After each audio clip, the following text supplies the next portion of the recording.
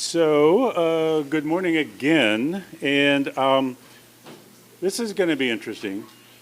I've got Sister Mary Sean Hodges here. Can you hear me now? Is that better? I have sitting here on my left Sister Mary Sean Hodges from PrEP, Partnership for Reentry Program, and they are in Los Angeles, California. And she'll tell you more about that in a moment. I just want to say I met Sister, when was that? 13 years ago, maybe, something like that? Sorry, it was 2013. And I met her because a friend called me one day and said, have you seen that Monitor article about this nun in Los Angeles doing this amazing work in the prisons? And I said, no, I haven't seen that one. I read the article, and the second I read it, I mean literally, the second I finished it up, I picked up the phone and called her. And to my great surprise, she answered the phone. It is a great surprise. The reason I say that is because I thought, well, this is a huge organization that she's got. It's actually not huge. It's huge in what it accomplishes and what it does. But it's not a large organization in terms of people, but the people that they have there just do amazing work. They're all men who have come out, who have served time, and who have gone through your program. And just so you know, this is kind of interesting, she has worked with, and it's probably more than this now, but over the years, you've worked with 40,000 men. And women, and women. Okay. And women. But it's mostly men. Well, and that's a blessing only because there's only 2 major women prisons in California, and only 7% of the population are women. That's a blessing that there's a lot more men incarcerated than there are women. I'll tell you a weird little thing is that you don't want to hear this, but more and more women are now being incarcerated. That's unfortunate. But we're not here to talk about that. What we are here to talk about is initially the pre-parole phase in prison. And just come into prison. What's the mindset? What would be the mindset of anyone entering prison, let's say, first I should back up. Explain what is a lifer, because those are the folks you work with. Okay, we do work with the lifer population at the very beginning of our program, and this month, in a week, we have the celebration of our 23rd year. May 12th, it begins our 23rd year. So we're really proud to get old as an organization. We began working in mentorship with not the lifer population and doing mentor teams, what you are doing. Actually, that's what we started out to do. And for us, it did not work so good just because we never knew for sure when they were getting out or where they were getting out, and we set up our teams and we couldn't keep up with it, and Los Angeles County was just too vast for us. Always from the beginning, I had worked with the chaplains in the prisons, and because of working with the chaplains, that brought us to the lifer population, those who are in for the long term and for the more serious crimes. And so in the 80s and 90s, the sentence was 7 to life, and there are still some of those persons incarcerated with a 7 to life sentence. And the common sentence now is 15 to life, 25 to life, 15 as an accomplice, 25 for the actual doer of the crime. And then there's indeterminate sentences, 30 years, 40 years, higher than that, LWOPs. We'll talk about LWOPs as we go. So how did you start PrEP? And tell us a little bit about what PrEP is and what's your purpose. I was a teacher in the Catholic school system on our community, Dominican Sister, and we have our own schools. And so I taught for almost 40 years, and then actually when I was 6-0, I decided I didn't want to keep teaching, but I did want to be gainfully employed. And my brother had been in prison in California for marijuana, And I went to visit him, and he's just a really, really excellent person. He would go to a program, come out, go back into addiction was his crime. And I thought, okay, what's the matter here? And it's the definition of insanity. You do the same thing over and over again and expect a different result. He always wanted to change. He went into the programs to change. He went back home. And I thought, okay, there has to be a different way to do this. So I took a sabbatical from teaching, and each of the places I went on the sabbatical, I always asked if anybody did prison work. And so it led me into wanting this reentry. I was in Arizona, Tucson, with a Catholic Charities group, and I came back to California to run the LA Marathon, and went to see the person in charge of restorative justice, and I said I wanted to do reentry. She says, you have the job. So my year sabbatical ended in May, and I'll still catch up to that, I know. And so we started the program then. I did research it. Reentry at this time, it was 2002, was brand new. I traveled to Chicago to find out what was happening there. I traveled to Albuquerque to find out what was happening there, and it gave us enough of a basis to write our program.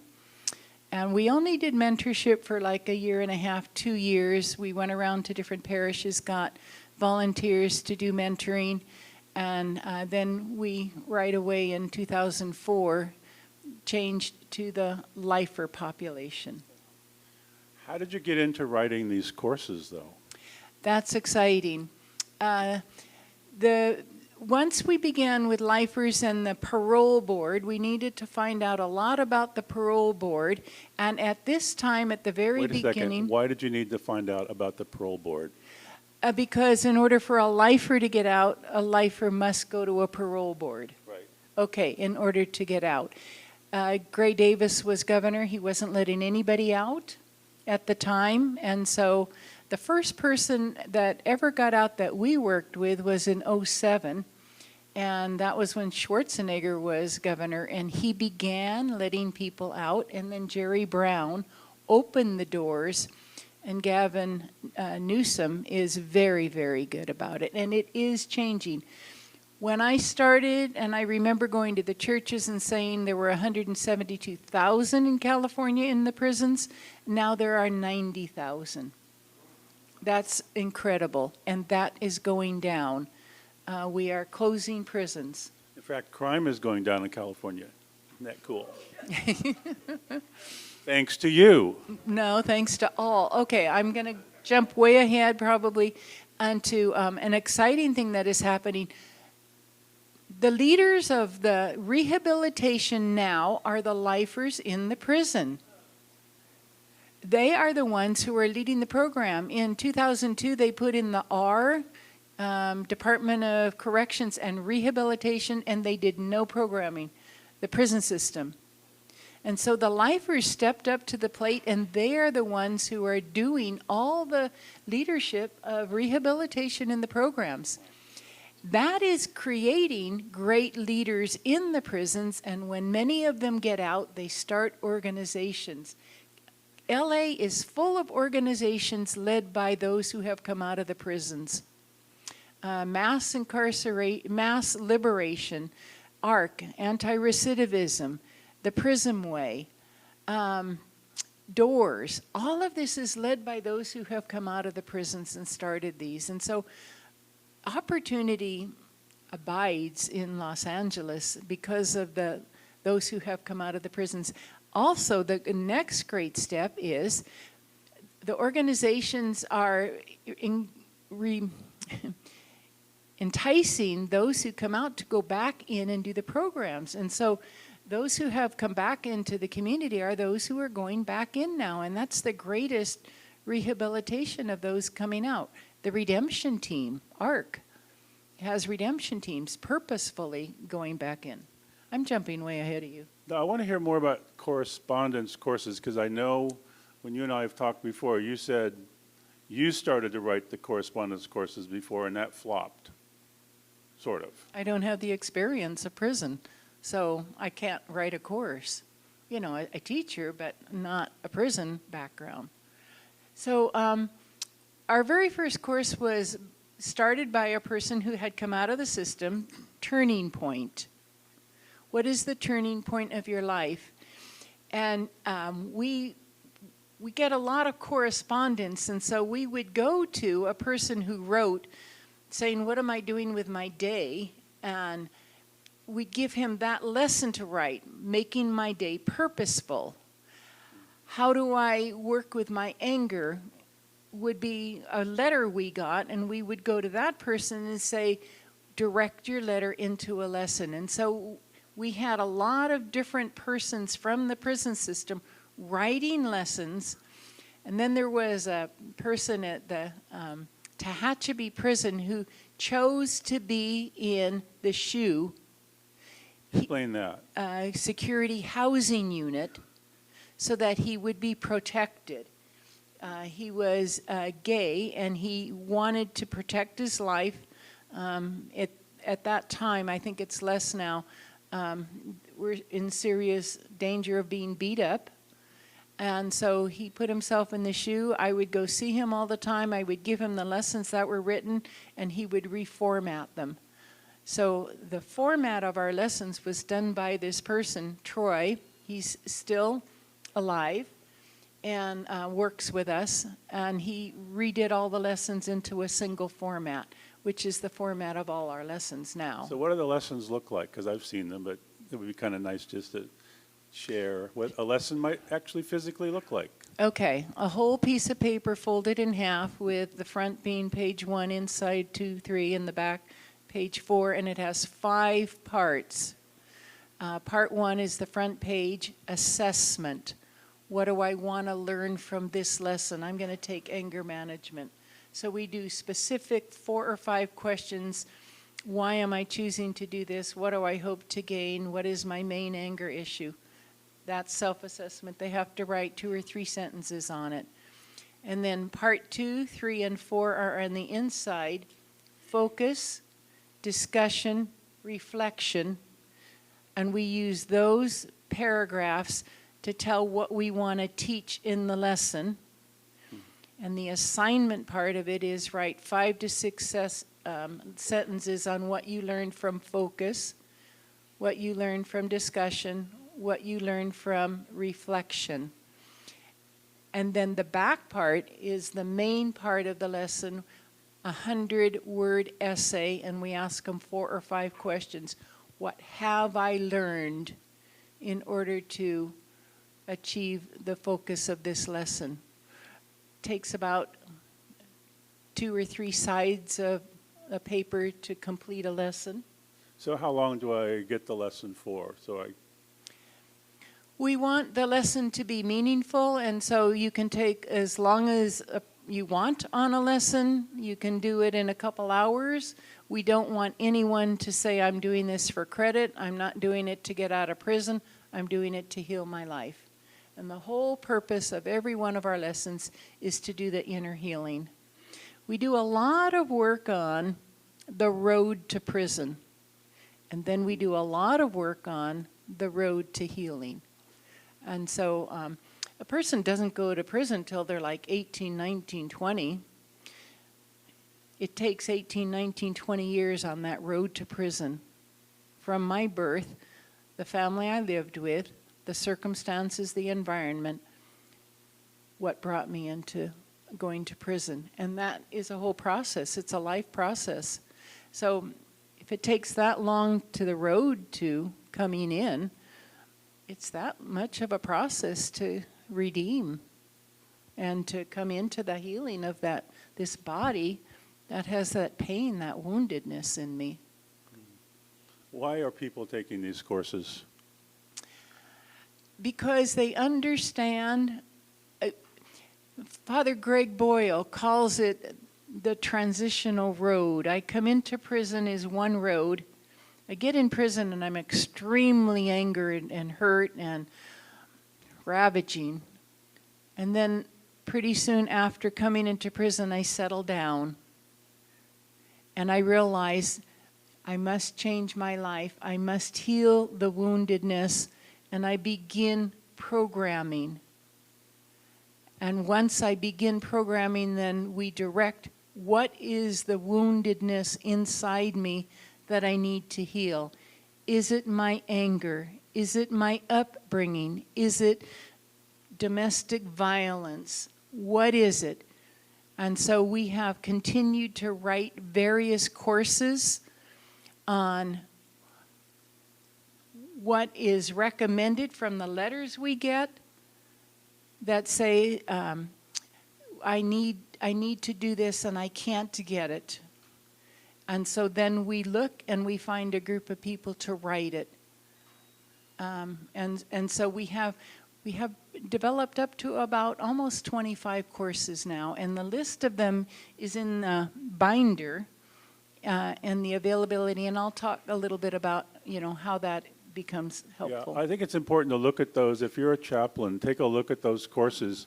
We're starting to recommend those to people that chaplains are calling us saying, I've got somebody who's looking at a parole hearing date, and what do we do? And so we will obviously at this point, because we now know about you and we know how successful your program is, we are now recommending people for chaplains to let the inmate know that they can take these courses. And they're... Page 46, 47 is the list of the courses. Yeah. And I think it's really valuable that the chaplains know what the courses are comprised of so that you can work in tandem with them. Now, it's not going to be Christian Science language. These were written by inmates, so it's going to be what we might think of as kind of coarse, right? But it is definitely one inmate speaking to another inmate. And I think that's probably what makes the biggest difference. Because you said you started out writing them and they didn't really fly. And then... I don't have the language. Yeah. But just, I think it was interesting, though, that you were humble enough to turn the writing project over to, a bunch of inmates. And then how do you kind of look at their work and how do you just sort of put it together so that, because maybe they're not the best writers, but they're good thinkers, obviously, because you wouldn't ask them if they didn't have knowledge about the topic they're writing about. There's all degrees of expertise within each person, and some are excellent writers, some don't have the ability. I'm going to jump to, we just put together with Marilyn a course together. It's the first course we've written in partnership with Embraced Fully. And it's, yay. I've got my date. I brought copies of it, and the chaplains, I've got copies to give you a whole set of those lessons. And let me just say, I got my date means I've gone through the parole hearing process, and I've been given a date for release. That probably triggers a whole set of terror that, oh my gosh, I'm actually going to be released. Now what? What am I going to face? How am I going to face it? And we're seeing it as an extremely valuable course. Why didn't we ever write this before? But we wrote it because of you. We really did. Yeah. And coming together on it. There are 12 courses. There are 12 lessons in the course. Actually, it went up to 15. Oh. Hey, you never told us. Well. What courses would you recommend, though, for somebody, because we do have chaplains here, what courses would you recommend for somebody who is going to be going up before a parole hearing? What courses do they need to take? Because we've had chaplains here who have written to me saying, so-and-so went up before the parole board for the 5th time and got denied for the 5th time. We have one guy in South Carolina who's been up 30 times, denied each time. Now, these are people studying Christian Science, and you go, what's up with that? Well, there is something up with that. They need to understand the parole board. They need to understand what the parole board needs you to talk about, address, understand. We're presently writing one other course, and in conjunction with Lancaster persons, Lancaster's a big prison. And the course's name is called A Date in One. And we are saying, in California, the process is 5 years before you're going to go to the parole board, you get a first hearing, consultation hearing. And we thought that would be more valuable, but I think it's more generic. And we're saying, what does the consultation hearing recommend you do? But I don't think they get too much from the person to give the direction. So I don't know if the consultation hearing is giving much direction. But we're saying, listen to the consultation hearing. They get a transcript from that hearing that does give direction. Do what it says. And then look at your specific crime and what in you do you have to address. And almost all parole boards say do anger management. It's our biggest course. And I think everyone, prison or not prison, needs anger management. Why do you think need it guys once wanna a year. change, though? Why do people want to change? If anger is sort of wired in, if you will, why do people want to change that? I mean, it's tough to change. Try going on a diet. Maybe we need to write a course on that now. I need to look at what are my triggers and what is it in me that's wounded. I need to go back to my past and see what wounds went into my belly. And the wound in my belly is what comes out of me to do what I do. And so that's what I need to heal. So I really do need to look into my belly to see the wounds, and those are the courses I need to do. Yeah. Many of us deal with domestic violence, and that's becoming a big term again now of how alive is domestic violence in our whole world, and even before these days, presently. Yeah. Confronting criminal thinking. That road to prison brought me into a way of thinking that I have to do this in order to survive. And so that's become a big course. Yeah. Another one is victim awareness. Victim awareness, it's so all the time, do a crime, go into prison, and I never know the effect of my crime because I'm in prison. I don't see it. I don't see what I caused the neighborhood, the person, the family. And so that victim awareness is a big course. We recommend that one. It's interesting for those who are Christian Scientists here, Mrs. Eddy does say that evil hides itself. And she also recommends for all of us that we commit ourselves to self-examination on a daily basis. Why on a daily basis? Well, if you're trying to scrub that little glass clean, and wouldn't it be cool if you could all scrub the heart clean in 5 minutes? That was really... There's a lesson here. It takes time to, to really just scrub and clean the heart, which is, I think, isn't that the heart of your courses, is really scrubbing the heart? I mean, you say it in a different way. Mm-hmm. Yeah, you do have Wouldn't that be the main ingredient? Mm-hmm. Yeah. It is. I have another question about doing this work. One of the bigger issues in a prison is appearing vulnerable. And doing the work of scrubbing the heart, it's going to make somebody look soft or vulnerable, easy to take. What do you say to that?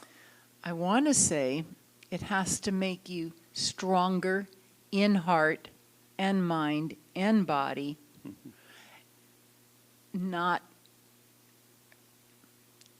open in the sense of I'll do whatever you want me to do. I have to know who I have become and am becoming, and then I can stand up to it. Probably prison is one of the most vulnerable places there are. You either do what I tell you to do or I'm going to kill you. There's tons of killings in prison. Yeah. But so all of this is to take me to be strong and know who I am. And lifers become the heart of the prison life. They become the strong ones in there by doing this healing. Thank you for that. I'm being told here that I have, 5 minutes? Okay. So we're not cutting you short, Dwight, Better not. right? I still have time for Dwight. About 3 minutes. All right. Okay. I just have one question here that I think is really important. What is it that the parole board actually wants to know? What are they looking for? Are there a series of questions? They want to know, have you healed that woundedness, and are you safe to return to the community, and you will never again hurt another person? That's the basis of it. Are you safe to return to the community? Safe for yourself and safe for others. That's the core. Well, you're obviously doing a good job because 40,000 lifers getting paroled. I don't think we've gotten that many paroled. We've worked with that many, but not paroled. I don't know. We've kept track of how many letters we've written. One person simply does letters of support, and that is good for you to know that. I didn't bring the form, but we have a form. It's called BQ, Board Questionnaire. And I'll put that on, send it to you. Yeah, Board we could put it up on the questionnaire. website. Yeah, and we will write a letter for any person. And this board questionnaire, inmate fills it out, sends it to us, and we send a support letter to go to the parole board for anywhere. It's a great service. He writes an excellent letter.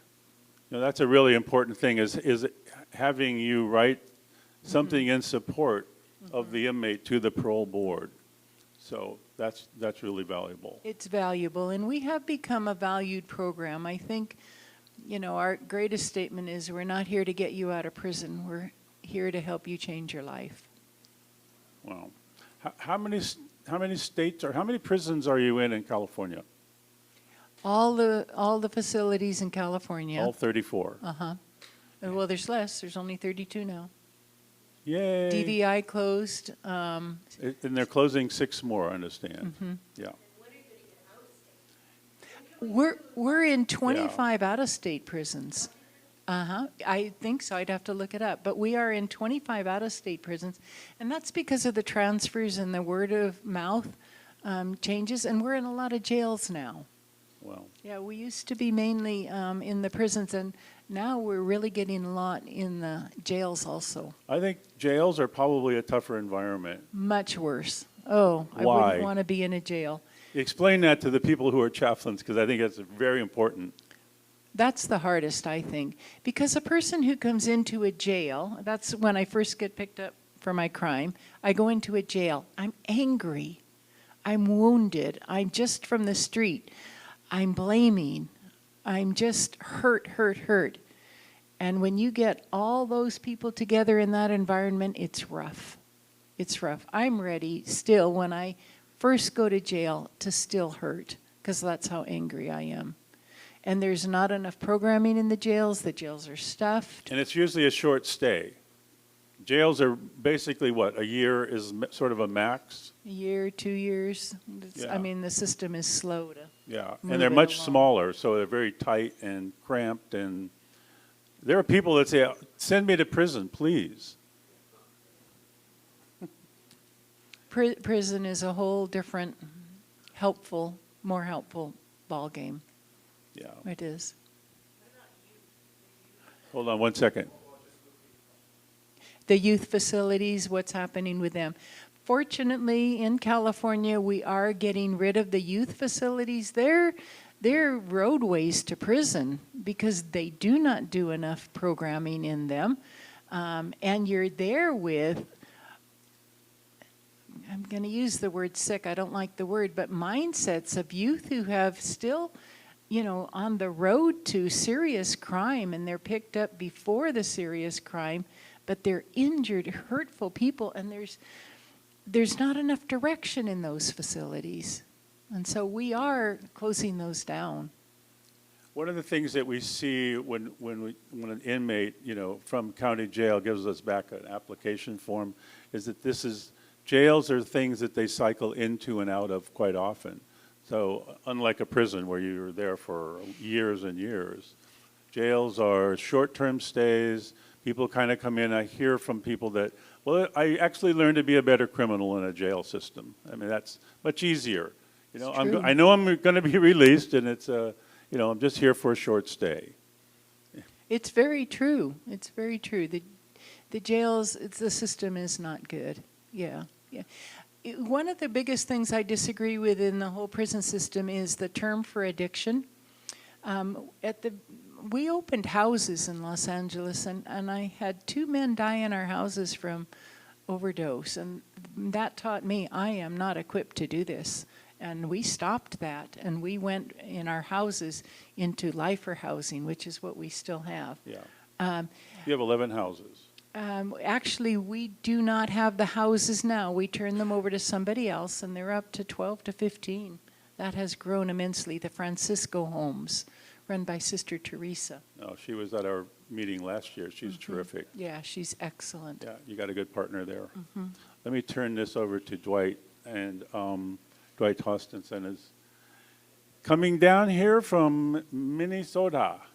And I heard about Dwight, actually I saw a video, and I go, this is a cool guy, and it was a very interesting program that you're running. And the other thing that really caught me was the fact that it's called the Redemption Project. That was that was a stopper. And I just felt like, well, we have to know you, we've got to learn more about you. So I did see some videos. Do look at the videos, you can find them on YouTube.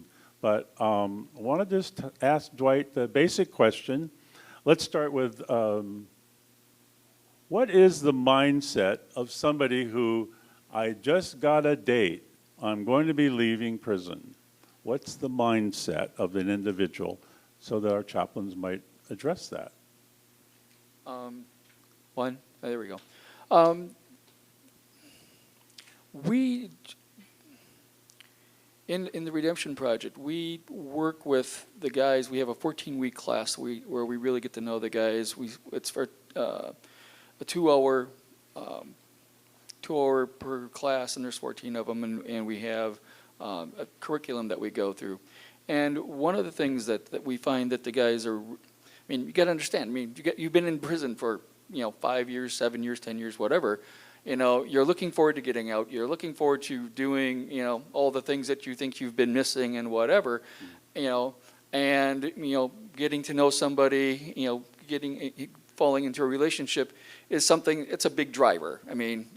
All of us guys, it's a big driver, right? So the thing is, though, is like, at that point, they're in a really bad time in their life to making those decisions. Making a life decision, getting a commitment to somebody, and that kind of thing. And so what we do is, as we're going through our lessons and stuff, we're talking about the cardinal virtues of wisdom, courage, self-control, and justice. And so we talk about if you're going to be a strong man with good character, and these are the character traits that you're trying to exhibit, are you in a place today to exhibit those characteristics if you get out, and you start, falling into a relationship with a woman? And so we just caution them a lot about, using wisdom, knowing the difference between good and evil, having courage and enduring for the greater good. Maybe you stay, unattached for a while you're out, just to get your feet on the ground, make sure that you've got stable housing, stable employment, and you've reconciled with your children or former, spouses, whatever. And so we really work on those kinds of having self-control, applying that to yourself. What does that look like? And then, being just and thinking about, how do I, as a strong man with good character, is it just for me to go out and, try to get involved in that kind of thing, when I don't have, I'm not the man that I know I can be, and I'm still getting my feet on the ground. So we talk about, we have very practical conversations with the men while they're inside. And you do this on a weekly basis? We do. We have a 14-week class, and the what we do is it's based on Aristotle's cardinal virtues, and we teach it from a Socratic method standpoint. So we don't lecture. I'm currently teaching somebody or bringing somebody on board to teach the classes instead of me, so I can do things like this. And one of the hardest things for him to learn is because he came out of education, and I thought, oh great, he's an educator, he'll do great, right? Well, the problem is that he's used to standing up, lecturing at high school kids. They take it, they regurgitate it back onto a test, and then we deem them to have learned, right? That's not what these guys need. And so what we've done is we ask questions, and so instead of saying, you need to have more self-control and understand what you're doing. It's like we'll ask the question, why do you need self-control? How much of the time do you need self-control? Is having self-control 95% of the time good enough? How about 99% of the time? Is that good enough? And so we get them to think about how long does it take to have a behavior that's going to have long-term consequences in a very short period of time. Well, it's like seconds, right? I mean, so you have to have self-control 100% of the time. But we don't tell them that. We don't stand up and say, you guys need to have self-control 100% of the time. There you go, done, right? It's like, no, it's like they they start having a conversation about what are the consequences. And then I open up and say, okay, so John over here says, hey, self-control, 99%, but everybody needs a break. Everybody needs to let loose once in a while, right? And somebody else will go, oh no, that's a bad deal, and so then we have this conversation of who's right and who's wrong, and pretty soon John goes, you know what, maybe 100% is the way to go, Okay, but now he's created this cognitive dissonance inside of him. He goes, okay, 2 minutes ago I was saying this, now I'm saying this, how do I make the transition? How do I become that person who's going to have self-control 100% of the time, And none of us do, right? We're all striving to be better men. And women. We're all striving to be, continue to redevelop or reinvent ourselves every day and be better versions of ourselves today than we were yesterday. And so that's the methodology we use. What's interesting is that the guys will come back to us and they'll say, nobody talks to us like this. Nobody lets us have these conversations. Because it means we'll get into very interesting conversations about, can you be a moral drug dealer? Okay, it's like, okay, I'm a good father. I provide for my family. I have a house. We provide. My kids go to school. They're doing really well in school. I mean, I can't tell you how many guys I know that are in prison and their kids are going to college, and they're very excited about it. The fact that their kids are going to college, but they never cut their drugs. They didn't sell the kids. They didn't sell the pregnant women. They they were very moral about the way they sold their drugs. And so it's so then we have to get into conversation with, are drug dealers, are they a positive influence on society? Are they doing the greater good? Or are you destroying societies? And so one of the guys we talked to, who was in our class, we have a graduation ceremony, and that's when they stand up and they talk about the impact the class had on them. And one guy said, look, I was a drug dealer when I came in, and this is his story. He was like, I thought I was a good dad. I was providing for my family. I was contributing to my community. I was contributing to nonprofits. I thought I was a good guy.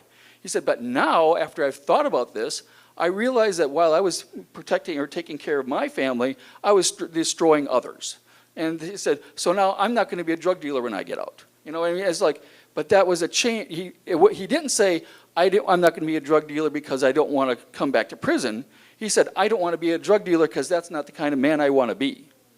And that's the mental thought processes in that situation are much different. And so I still want to ask about what's the basic mindset of an inmate that is in the pre-release phase in general. How would you describe that? I think most of the guys, they're pre-release, the people we put into our class or get into our class are with 18 months of being released. So they've sometimes served 5, 10, 15, 20, 30 years.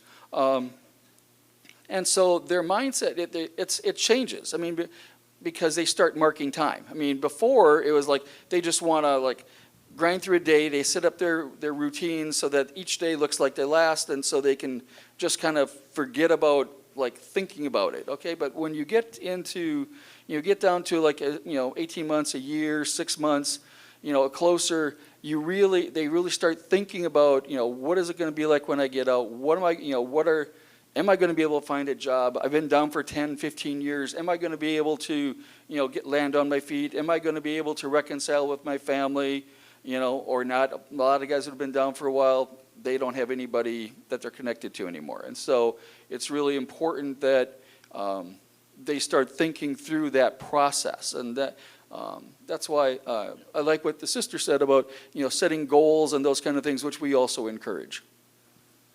The other question I have here is how do you manage the expectations that somebody might have about what life is now like on the outside? I would imagine that the word imagine is extremely active in an individual who is about to be released.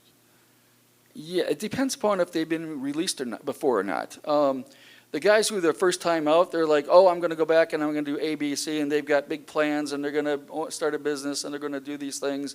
We see that on their applications. Right. I call it aspirational thinking. Yes. And if we're now starting to see aspirational thinking showing up on our applications, we're a little bit weary. Yep. The reason we're weary is because we want to see, what am I doing right now to change my life? What kind of a job am I doing in prison right now? How am I treating my fellow inmates right now? Am I a positive here? I mean, those are the things that we're actually looking for, just so you know, in our applications. Yeah, and that's true. I mean, they are, dreaming about what it's going to be like. They're hoping that they can do these things. The concern is that a lot of times that doesn't match reality. Okay, they're like, well, I'm going to get out and start a business. Well, they don't know how it takes capital, it takes time. It's like it takes a lot of resources, connections, all the things that they don't necessarily have coming out of prison. And so, yeah, those are difficult things we try to help them using the virtues, and those are conversations we also have, using the virtues of, how are you going to that using, is it wise to think you're going to start a business right out of prison? Or is you have the courage, the opportunity to stick to it, for months or even years to get a business off the ground. It's just there's lots of those things. The good thing about it is that a lot of the reason why the guys are in prison is because they have they want to gain more financially than they're able to produce. They can't get a job that that makes them $10,000 on a weekend selling drugs. And so they want to have a lifestyle that exceeds what their legal earning capacity is. And so what they do is they choose to make the money illegally, because they can then, and so then part of our course we talk about, what does it mean to be a strong man with good character, and how do you apply that to finances? And he's like, you don't overspend. You have budgets. You live within your means. You or live below your means. Or below your means, but for most of them, it'd be good to live at your means, just because but they have these hikes. So they're very driven people. I mean, if one of the things we try to, when I'm talking to them, I explain to them, it's like, you have a lot, because I've had guys sitting, in my class talking about their businesses that they've had outside, and it's like, you would swear you're in an MBA program. I mean, they're talking about their cost of goods sold. They're talking about, their return on their investment. They're talking about all the different, their supply chains and all this. I mean, distribution, markets. And it's like, you guys could be running real businesses, except you're running, and they are. They're running a lot of them running very large, successful operations, which is why they're in jail or prison. but they just need to refocus that. And so part of that tamping it down. I mean, if you've when you're out there before, you were making hundreds and hundreds of thousands of dollars a year doing it illegally and had a good distribution system and everything else. I mean, these guys are success oriented, and they know what it means to do that. They just did it illegally. And so we try to talk to them through about how do you be a strong man, take that same drive, that same desire to succeed, to be financially secure, to be able to live that kind of lifestyle. How do you refocus that to doing it with, legally? Okay, how do people find you in prison? Also, we have about 15 minutes just We're going to do questions too, so that includes 15. All right, so let's answer that question. Then I have one more question after that, and then we're going to do questions. Okay, so I'm sorry, what was it? What was We don't discriminate on any criteria, so it doesn't matter how long you've been in prison, what your crime was, we don't care. So what we do is we put up a poster, we say come one, come all. We do a little informational session, talk What to does them. your poster promise? That they're going to learn to live a good life. We list out the curriculum. We tell them, this is the 14-week class. And our program, I should back up a little bit here. What our program does is we have the class. Then we connect them with a mentor. The mentor is designed to help them make the transition from being in prison to being out of prison. We meet them, within a 24 to 48 hours after them leaving prison and getting to a halfway house. They call us. We go meet with them. We provide them with a $200 gift certificate as an incentive to complete the class. We take them shopping because a lot of guys coming out of prison have, their clothes on their back and less than $200 in their pocket. And so we go to shopping with them to buy them clothes, buy them shoes, buy them jackets, help them get the basic, underwear, socks, toiletries, that kind of stuff. We spend about $1,500 to $1,800 per person when we meet with them, and then we start connecting them to an employer. And so that same person that meets with them, that takes them shopping and stuff, we try to have those guys also be former inmates. So while they're sitting there and they walk into a Target and the guys go overwhelmed because there's a plethora of socks and they're trying to figure out which for 10 years they've been told here's your pair of socks, and now all of a sudden they've got to choose. It can be overwhelming.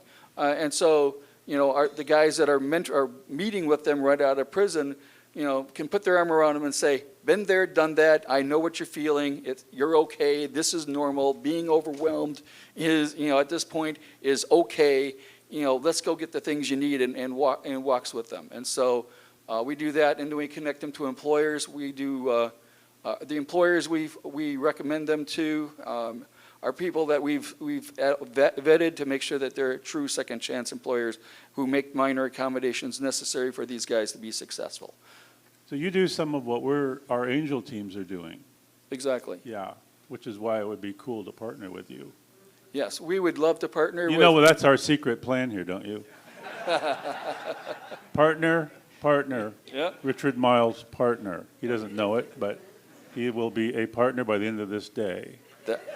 And the problem, the thing is, there's 2.4 million people incarcerated, as you guys probably know, in the United States. We incarcerate more people per capita than China and Russia combined. Okay? Sickening. So, the problem is vast. Okay, in my organization, I have 7 guys. Okay, I think there's 600,000 people that come out of prison every year. Okay, we're touching about 100 of them a year. Okay, you're touching more the way it sounds. 400 a week. 400 a week. Okay. That's what Tony told me. Okay, he has the stats. Yeah. But we're still a drop in the bucket compared to the demand that's out there and the people that we need to be wrapping our arms around and welcoming back into society, because 95% of these guys are coming back.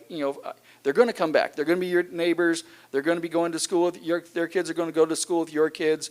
And we as a society get to decide: are we going to allow them to redeem themselves and come back into society, and have a job and participate in society, or are they going to be cooking meth in the house next door and doing stuff that's illegal? I mean, it's just like, and it's our choice.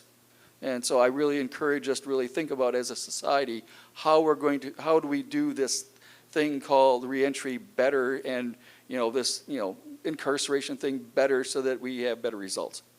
I knew that once we wound Dwight up, he would just take off. Sorry about that.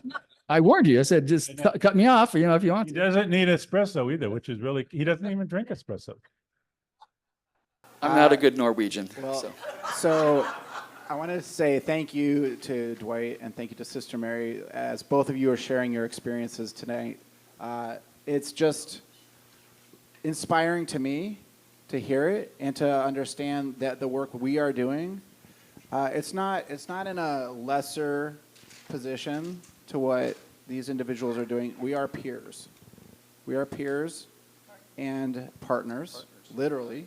Like we literally, Marilyn McDonald here was the person who helped to write and coordinate the writing, the contributions we did at Embrace Fully with the program that Sister Mary and her team also wrote the other half of that. So that was just a literal, not just, oh, let's talk about a partnership somehow, someday. That was let's make a project, let's do a project, and the results of that are going to be going into prisons shortly, basically.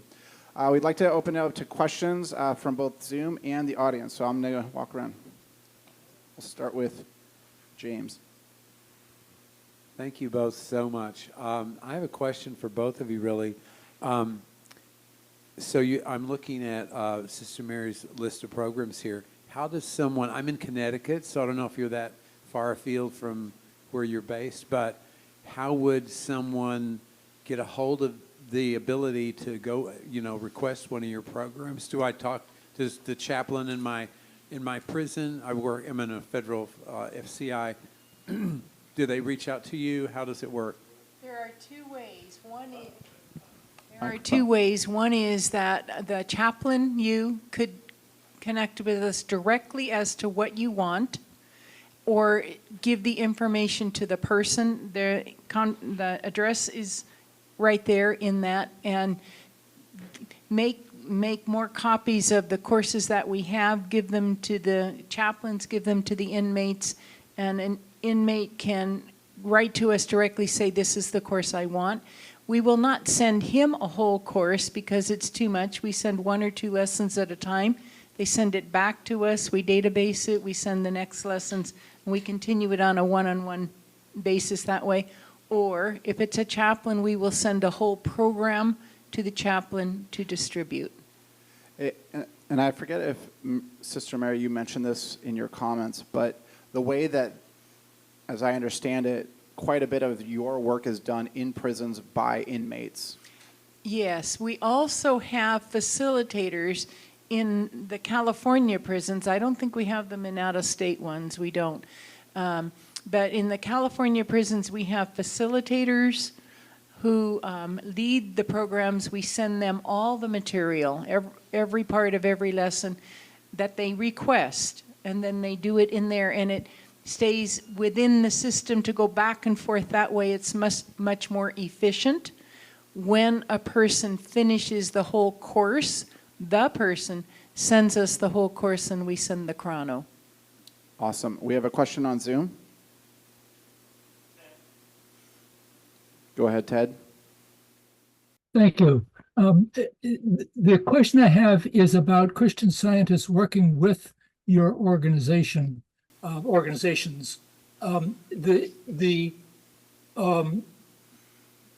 loving neighbors requires that we all work together. How does that? Do you have any advice for us if we're not familiar with working with people from other faith groups, of steps that we need to take to be in Christian fellowship and collaboration with your organization? I'm not sure what that means. We don't really call ourselves, I am Catholic, I'm probably the only one in the office who is, but we call ourselves faith-based. And so in calling ourselves faith-based, we honor all faiths. And so we do not distinguish that. And we're very similar to that, as we're a nonprofit, and we're secular. We bring our program into the prisons from a secular perspective, because we don't want to alienate anyone because, they go, oh, that's religious and I'm not interested. So what we decided this at the front end, we were going to do ours from a secular perspective. But we have Catholics, we have we have every religion practically on our staff. We've taught our class to Muslims and people of the Jewish faith and Protestants and atheists, and so we're very. This isn't about evangelizing or bringing people into a certain particular faith. This is about helping people, putting our arms around them, loving them, and helping them understand that they have a place back in society after they've served their time. Let me just say, Thank you. moral transformation is what joins us. Yes. There's no religion differences in that.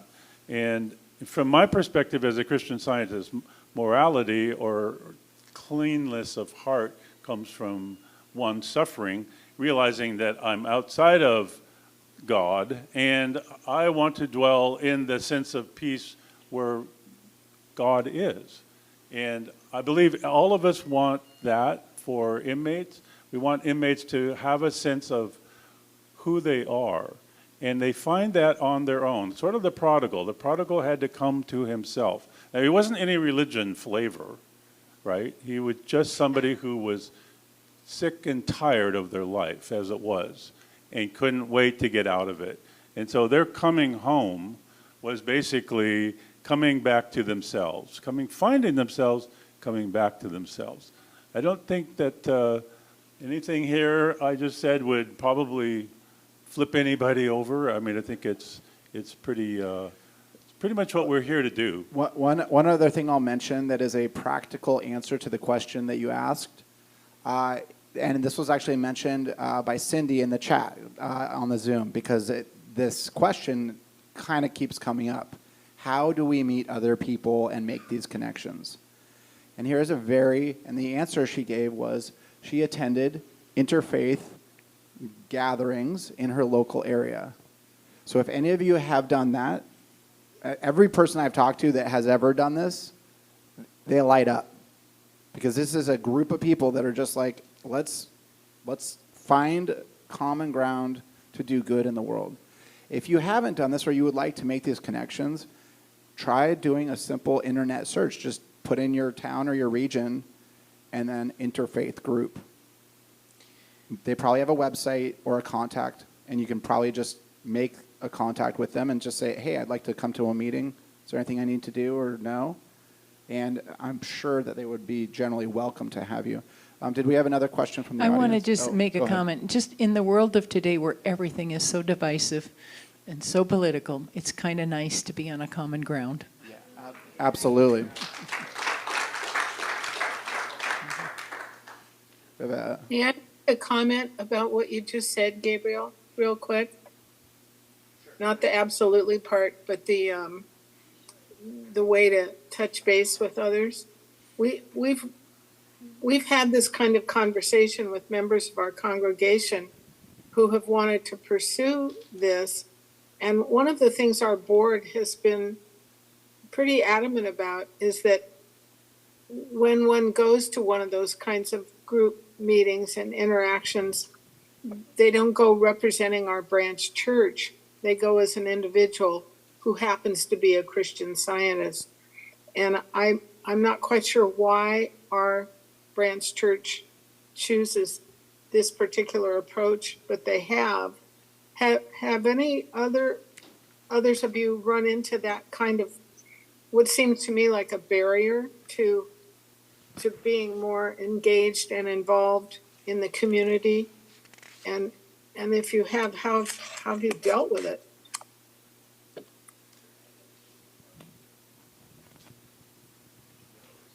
Yes, in response to that, our church recognizes, actually now I'm the representative from our church to the Interfaith Council, and I give regular reports on the progress and what it's done. They know that I represent the Christian Science Church. We also have a music festival. We help plan the baccalaureate. We have an interfaith Thanksgiving service that our soloist always contributes to.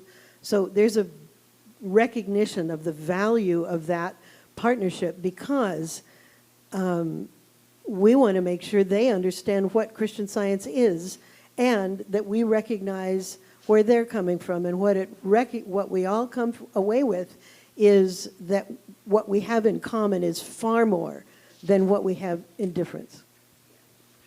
Could I make one real quick comment on that as well? And that is that I think we're coming to a point in the world where we're going to have people that believe in something and those that believe in nothing.